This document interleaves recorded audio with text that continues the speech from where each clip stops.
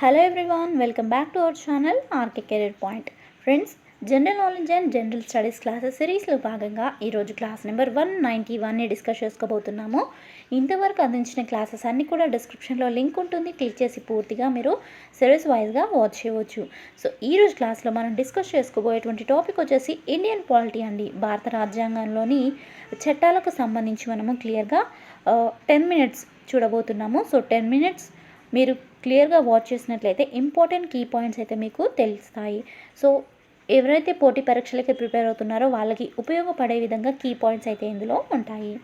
So దీనికంటే ముందుగా నేను లాస్ట్ క్లాస్లో అడిగినటువంటి క్వశ్చన్కి ఆన్సర్ అయితే రివీల్ చేయబోతున్నాను. అలాగే ఇంకొక జనరల్ నాలెడ్జ్ క్వశ్చన్స్ని అయితే అడగబోతున్నాను. సో లాస్ట్ క్లాస్లో అడిగినటువంటి క్వశ్చన్ 2021 ఏప్రిల్లో దేశంలో నమోదైన జిఎస్టీ వసూళ్ల మొత్తము ఎంత? సో దేశంలో జిఎస్టీ ప్రవేశపెట్టాక ఆ నెలలోనే ఎక్కువ జిఎస్టీ వసూళ్లు జరిగాయి. సో అంటే ఏప్రిల్ నెలలోనే ఎక్కువ జిఎస్టీ వసూలు అయితే జరిగాయి. అయితే మొత్తం ఎంత చూసినట్లయితే ఆన్సర్ వచ్చేసి మనకి 141,384 కోట్ల రూపాయలు. సో ఇది ఆన్సర్ అండి. సో ఈనాటి క్వశ్చన్ కనుక చూసినట్లయితే 2021-2022 బడ్జెట్లో విద్యారంగంపై వ్యయాన్ని ఆంధ్రప్రదేశ్ ప్రభుత్వము ఎంత శాతానికి పెంచింది?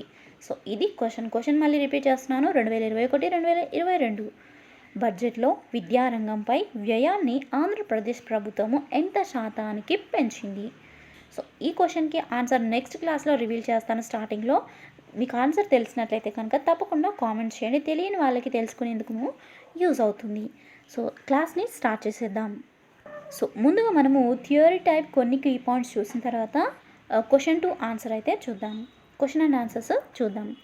సో ఫస్ట్ అయితే రాజ్యాంగ పరిణామ క్రమము 3వ దశ ఇండియన్ కౌన్సిల్ చట్టాలు చూసేద్దాం. భారతదేశంపై తమ పట్టును కొనసాగించడానికి బ్రిటిష్ వారు అనేక చట్టాలను రూపొందించారు. ఇవి భారత రాజ్యాంగ పరిణామ క్రమంలో అంతర్భాగంగా ఉపకరిస్తూ మన రాజ్యాంగ రూపకల్పనకు తోడ్పడ్డాయి. వీటిలో కౌన్సిల్ చట్టాలు ముఖ్యమైనవి. భారత రాజ్య కార్యదర్శితో కూడిన 15 మంది కౌన్సిల్ సభ్యుల పేరు మీదుగా వీటిని రూపొందించారు. అందుకే వీటిని కౌన్సిల్ చట్టాలుగా పేర్కొంటారు. సో అర్థమైంది కదా, వీటిని కౌన్సిల్ చట్టాలు ఎందుకు అంటారో అర్థమైంది అనుకుంటున్నాను. ఒకవేళ అర్థం కాకపోతే మీరు ఫార్వర్డ్ చేసుకొని మళ్ళీ వినండి. నెక్స్ట్ చూసినట్లయితే ఇండియన్ కౌన్సిల్ చట్టాలు వాటిలోని ముఖ్యాంశాలపై పోటీ పరీక్షార్థులకు అవగాహన ఉండాలి. సో ఇప్పుడు ఇండియన్ కౌన్సిల్ చట్టము 1861వ దాని గురించి చూసేద్దాం. లార్డ్ కానింగ్ భారతదేశ గవర్నర్ జనరల్ వైస్రాయ్గా ఉన్న కాలంలో ఇండియన్ కౌన్సిల్ చట్టము 1861ని రూపొందించారు. నెక్స్ట్ కీ పాయింట్, ఈ చట్టం ద్వారా భారతీయులకు మొదటిసారి శాసన నిర్మాణంలో పాల్గొనే అవకాశంను ఇచ్చారు. గవర్నర్ జనరల్కు ఆర్డినెన్స్ను జారీ చేసే అధికారాన్ని కల్పించారు. మంత్రులకు మంత్రిత్వ శాఖలను కేటాయించే పోర్ట్ఫోలియో విధానానికి చట్టబద్ధత కల్పించారు. రెగ్యులేటింగ్ చట్టము 1773 ద్వారా రద్దు చేసిన బాంబే, మద్రాస్ ప్రెసిడెన్సీల శాసనాధికారాలను పునరుద్ధరించారు. ప్రభుత్వ ఆదాయ వ్యయాలను వివరించే వార్షిక బడ్జెట్ను ప్రవేశపెట్టే విధానాన్ని ప్రారంభించారు. బెంగాల్, పంజాబ్, ఈశాన్య సరిహద్దు ప్రావిన్సుల్లో నూతన లెజిస్లేటివ్ కౌన్సిళ్లను ఏర్పాటు చేశారు.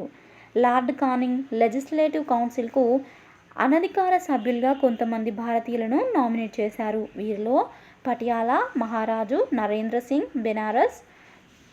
బెనారస్ మహారాజు దేవనారాయణ్ సింగ్, సర్ దినకరన్ రావు మొదలైన వారు ఉన్నారు. భారతదేశంలో మొదటి హైకోర్టును 1862లో కలకత్తాలో నెలకొల్పారు. నోట్ చేసుకోండి కీ పాయింట్.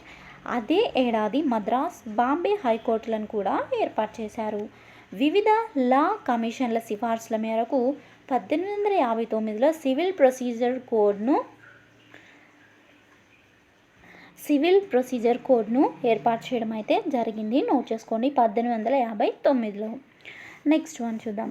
4వ దశ 1909 నుండి 1935 వరకు ఇండియన్ కౌన్సిల్ చట్టము 1909.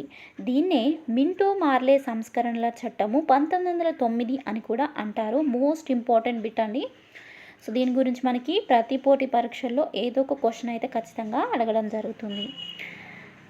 1909లో అప్పటి భారత రాజ్య కార్యదర్శి lord మార్లే governor general lord Minto ఈ సంస్కరణల చట్టాన్ని రూపొందించారు. ఈ చట్టం ద్వారా వాయిస్రాయ్ కార్యనిర్వాహక కౌన్సిల్లోని సభ్యుల సంఖ్యను శాసన ప్రక్రియ కోసము 16 నుంచి 60కి పెంచారు. మద్రాస్, బెంగాల్, యునైటెడ్ ప్రావిన్స్, బీహార్, ఒడిశా రాష్ట్రాల శాసన వ్యవస్థల్లో సభ్యుల సంఖ్యను 50కి పెంచారు. కేంద్ర లెజిస్లేటివ్ కౌన్సిల్ పేరును ఇంపీరియల్ లెజిస్లేటివ్ కౌన్సిల్గా మార్చారు. సో ఇక్కడ మనకి ఇంపీరియల్ లెజిస్లేటివ్ కౌన్సిల్, ఈ కీ పాయింట్ని నోట్ చేసుకోండి. కేంద్ర లెజిస్లేటివ్ కౌన్సిల్ పేరును ఇంపీరియల్ లెజిస్లేటివ్ కౌన్సిల్గా మార్చారు. నెక్స్ట్, గవర్నర్ జనరల్ ఎగ్జిక్యూటివ్ కౌన్సిల్లో మొదటిసారిగా భారతీయులకు ప్రాతినిధ్యాన్ని కల్పించారు. ఈ విధంగా కౌన్సిల్కు వెళ్ళిన మొదటి భారతీయుడు సత్యేంద్ర ప్రసాద్ సిన్హా యును న్యాయ సభ్యుడిగా నియమించారు. కేంద్ర రాష్ట్ర శాసనసభ్యులకు అనుబంధ ప్రశ్నలు వేయటానికి బడ్జెట్పై తీర్మానాలు ప్రవేశపెట్టడానికి అవకాశం కల్పించారు. మొదటిసారిగా ఎన్నికల పద్ధతిని ప్రవేశపెట్టారు. శాసనమండలిలో అనధికార సభ్యుల ఎన్నికకు ఈ పద్ధతి వర్తిస్తుంది. ఓటర్లను మతాలు, వర్గాల వారీగా విభజించారు. ముస్లింలు, వ్యాపార సంఘాల వారికి ప్రత్యేక నియోజకవర్గాలు కేటాయించారు. ముస్లింలకు వారి జనాభాకు మించి ప్రాతినిధ్యము కల్పించారు. వీరిని ముస్లిం ఓటర్లే ఎన్నుకునేలా వీలు కల్పించారు. ఇందుకోసం ప్రత్యేక మత నియోజకవర్గాలను ఏర్పాటు చేశారు. ఈ చట్టం ద్వారా మతతత్వానికి చట్టబద్ధత కల్పించారు. అందుకే లార్డ్ మింటోను భారత్లో మత నియోజకవర్గాల పితామహుడిగా పేర్కొంటారు. నెక్స్ట్, 1911లో లార్డ్ హార్డింజ్ II కాలంలో భారతదేశ రాజధానిని కలకత్తా నుంచి ఢిల్లీకి మార్చారు. ఈ చట్టము హిందువులు, ముస్లింల మధ్య ఏర్పాటువాదానికి దారితీసి భారతదేశ విభజనకు కారణమైందని జవహర్లాల్ నెహ్రూ పేర్కొన్నారు. 1909 మింటో మార్లే సంస్కరణల చట్టము కేవలము నీడ లాంటి ఆకారాన్ని మాత్రమే అందించిందని, ఇది చంద్రకాంతితో సమానం అని అనేక మంది రాజనీతిజ్ఞులు పేర్కొన్నారు. నెక్స్ట్, ఈ చట్టం ద్వారా స్థానిక సంస్థల్లో ఎన్నికయ్యే ప్రజాప్రతినిధుల సంఖ్యను పెంచాలని భావించారు. ప్రాథమిక విద్య బాధ్యతను మున్సిపల్ వ్యవస్థలకు అప్పగించాలని ప్రయత్నించారు. 1913లో అమెరికాలోని శాన్ ఫ్రాన్సిస్కోలో లాలా హరదయాల్ గదర్ పార్టీని స్థాపించారు. ఈ పార్టీలో చేరిన ఏకైక తెలుగు వ్యక్తి దర్శిత్ చెంచయ్య. ఈ సంస్కరణలు భారతదేశంలో పార్లమెంటరీ విధానాన్ని ప్రవేశపెట్టేందుకు సంబంధించినవి కావు అని లార్డ్ మార్లే వ్యాఖ్యానించారు. నెక్స్ట్, విభజించు పాలించు విధానం మనం చాలాసార్లు విని ఉంటాం కదా. సో దానికి సంబంధించి కొంత ఇన్ఫర్మేషన్ అయితే చూసేద్దాం. భారత్లో అతివాద, మితవాద నాయకుల మధ్య తీవ్రమైన ఘర్షణ ఉండేది. దీన్ని గుర్తించినటువంటి ఆంగ్లేయులు అతివాదులను వేరు చేసి మితవాదులను తమకు అనుకూలంగా తిప్పుకోవాలని ప్రయత్నించారు. ఇందులో భాగంగానే మింటో మార్లే సంస్కరణల చట్టం ద్వారా విభజించు పాలించు అనే విధానాన్ని బ్రిటిష్ వారు అనుసరించారు. సో ఇంతవరకు మనము క్వశ్చన్కి సంబంధించినటువంటి కొంత థియరీ పార్ట్ని అయితే చూసాము. ఇప్పుడు క్వశ్చన్ 2 ఆన్సర్స్ని అయితే చూసేద్దాం. ఇండియన్ కౌన్సిల్ చట్టము 1861కి సంబంధించి క్రింది వాటిలో సరి అయినవి ఏవి?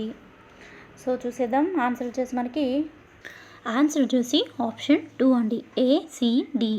సో మనకి ఇక్కడ ఇచ్చినటువంటి వాటిల్లో ACD మాత్రమే సరిగ్గా ఉన్నాయి. సో అవేంటో చూసేద్దాం. ఇండియన్ కౌన్సిల్ చట్టము 1861కి సంబంధించిన సరి అయినవి ఏ, భారతీయులకు తొలిసారిగా శాసన నిర్మాణంలో పాల్గొనే అవకాశాన్ని కల్పించారు.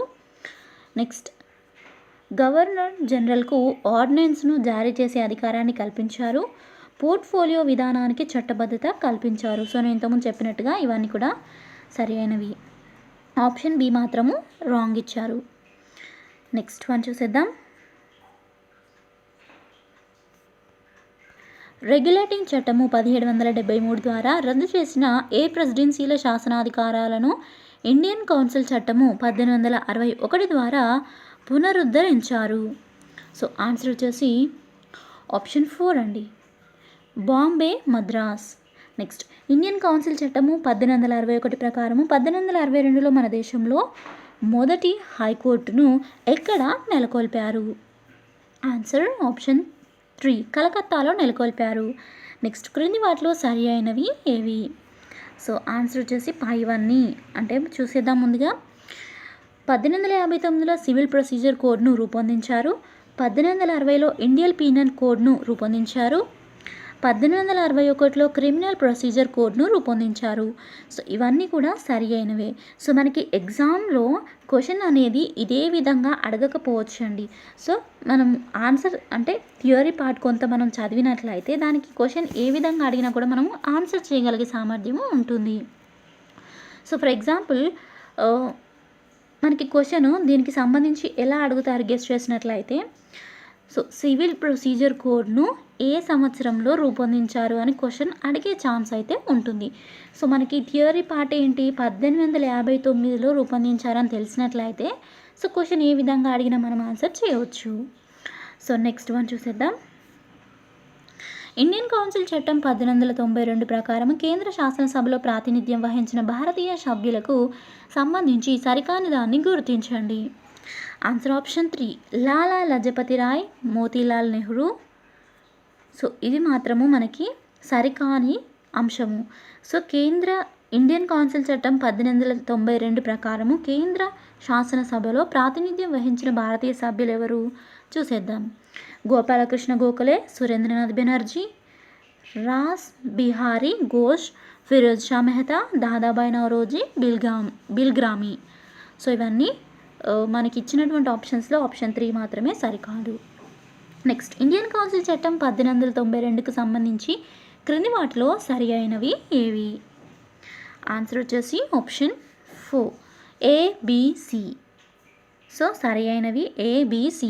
బడ్జెట్పై చర్చించే అవకాశాన్ని ప్రభుత్వాన్ని ఉద్దేశించి ప్రశ్నలు అడిగే అధికారాన్ని కౌన్సిల్ సభ్యులకు కల్పించారు. కేంద్ర శాసనసభలో సభ్యుల సంఖ్య 10 మందికి తగ్గకుండా 16 మందికి మించకుండా ఉండాలని నిర్దేశించారు. రాష్ట్ర శాసనసభలో సభ్యుల సంఖ్య 8 మందికి తగ్గకుండా 20 మందికి మించకుండా ఉండాలని పేర్కొన్నారు. నెక్స్ట్ మింటూ మార్లే సంస్కరణల చట్టానికి సంబంధించి క్రింది వాటిలో సరి అయినవి ఏవి? Answer option 1. సో ఆప్షన్ 1 అనగా ABD. ఏ భారత రాజ్య కార్యదర్శిగా లార్డ్ మార్లే వ్యవహరించారు. గవర్నర్ జనరల్ వైస్రాయ్గా లార్డ్ మింటో వ్యవహరించారు. Next the governor general executive కౌన్సిల్లో మొదటి భారతీయుడిగా సత్యేంద్ర ప్రసాద్ సిన్హాకు ప్రాతినిధ్యము లభించింది. సో సి తప్ప మిగతావి అన్నీ కూడా మనకి కరెక్ట్ ఆన్సర్. Next question. ఏ చట్టం ద్వారా కేంద్ర లెజిస్లేటివ్ కౌన్సిల్ పేరును ఇంపీరియల్ లెజిస్లేటివ్ కౌన్సిల్గా మార్చారు? ఆన్సర్ ఆప్షన్ 4 ఇండియన్ కౌన్సిల్ చట్టము 1909. నెక్స్ట్ ఇంపార్టెంట్ క్వశ్చన్ అండి ఇది. సో ఇంతకుముందు చెప్పింది ఏదైతే ఉందో ఇది ఇంపార్టెంట్ క్వశ్చన్. Next one. భారత్లో ప్రత్యేక మత నియోజకవర్గాలను ఏ చట్టం ద్వారా ఏర్పాటు చేశారు? ఆన్సర్ ఆప్షన్ 2 ఇండియన్ కౌన్సిల్ చట్టం 1909. నెక్స్ట్ భారత్లో మత నియోజకవర్గాల పితామహుడిగా ఎవరిని పేర్కొంటారు? Answer option 1 Lord Minto. Next Ghadar పార్టీని స్థాపించింది ఎవరు? Answer option 1 Lala Har Dayal. 1911లో ఏ గవర్నర్ జనరల్ కాలంలో భారతదేశ రాజధానిని కలకత్తా నుంచి ఢిల్లీకి మార్చారు? ఆన్సర్ ఆప్షన్ 3 లార్డ్ హార్డింగ్స్ 2 కాలంలో. సో ఫ్రెండ్స్ చూసారు కదా, మీరు ఎంతో కొంత నాలెడ్జ్ని అయితే ఈ క్లాస్ ద్వారా గెయిన్ చేశారు అనుకుంటున్నాను. సో ఈ క్లాస్ మీకు నచ్చినట్లయితే వీడియోని లైక్ చేసి యూస్ఫుల్ అనుకుంటే మీ ఫ్రెండ్స్కి రిలేటివ్స్కి తప్పకుండా షేర్ చేయండి. మన ఛానల్ మీరు ఫస్ట్ టైం చూసినట్లయితే సబ్స్క్రైబ్ చేసుకుని పక్కన బెల్ ఐకాన్ని యాక్టివేట్ చేసుకోండి. అండ్ మీకు ఏమైనా డౌట్స్ ఉన్నట్లయితే కామెంట్ సెక్షన్లో అడగండి. మీకు సంబంధించిన సబ్జెక్ట్ కావాలా, మీకు ఏదైనా సబ్జెక్ట్ కావాలనుకున్నట్లయితే కామెంట్ సెక్షన్లో అడిగినట్లయితే నేను ప్రొవైడ్ చేయడం జరుగుతుంది. Thank you friends, thanks for watching this video. Have nice day, bye.